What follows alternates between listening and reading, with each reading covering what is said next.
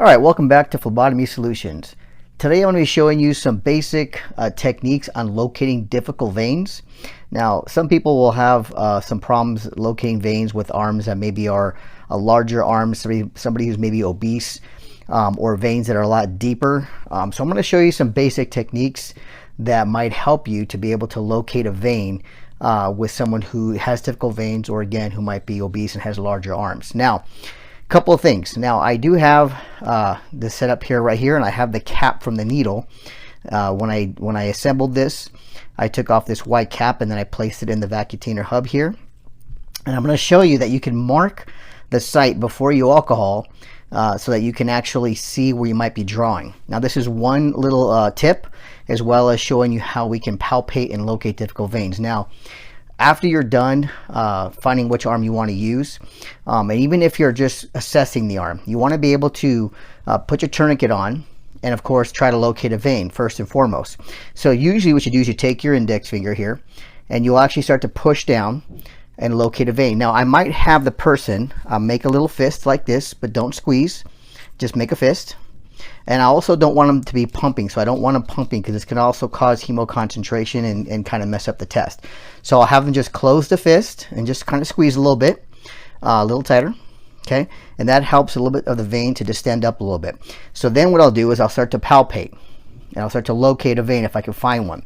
Now, if I'm having a hard time here, what I will do is I'll take the wrist and I'll slightly bend the arm up as I'm palpating the area. And make sure you know anatomically where your veins are: the median cubital, the cephalic, and the basilic vein. So you want to be locating and pushing in those areas. The median cubital, kind of slightly bend the arm a little bit, and locating in the cephalic area and slightly bend the arm. This will help you feel the vein as it's moving in the arm. Keep your fist close and just kind of push down a little bit. Now, if I'm still having a little bit of a difficult time with this part, then what I'll do is I'll slightly turn the wrist and pump up a little bit here while I'm feeling. And just turn the wrist as I'm feeling and locating, okay?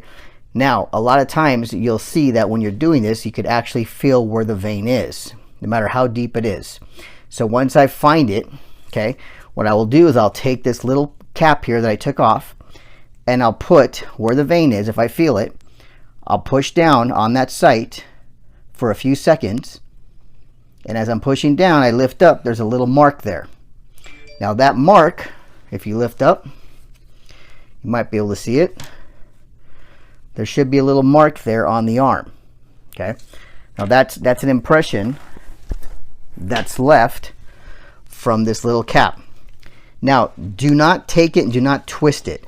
Just put a little pressure here on the site, push down, hold it for a few seconds, lift up, and that should leave a little circle here that actually tells you where you want to put the needle. So when you're ready to draw the blood, you want to make sure you're going to go right into that center circle where you locate the vein.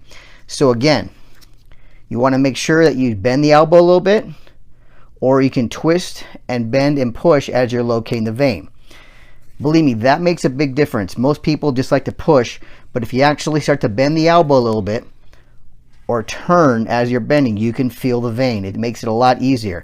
And even on the back of the hands, a lot of times it's a little difficult to find the back of the hands, but that's okay. Once you push down, a lot of times if you have someone who has larger hands and large hands from either medication, they're swollen, sometimes if you push down and hold pressure and you lift up, it might leave an imprint. You might be able to see a vein through that imprint and kind of see where the veins are. So I usually will push down here, hold it for a few seconds, lift up, and sometimes you can see the vein push down from the pressure at the skin. So if you're having difficult time, tourniquet should be on right here as well, 3 to 4 inches above the site. Push down here as well, push down, hold pressure, lift up. The other one again is right here, 3 to 4 inches above the site. You got 1 minute. Once I do that, I can release the tourniquet.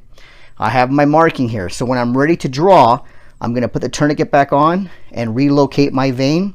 If I have to remark it, I will. But again, I'm going to use the bending of the elbow technique to try and locate a vein. And once I find it and I marked it, then I can go ahead and draw right where I marked it. Okay, so, and if you don't want to use this, that's fine. You don't have to, but I usually will push down first here, then alcohol the site. Once you alcohol, you can never repalpate the site.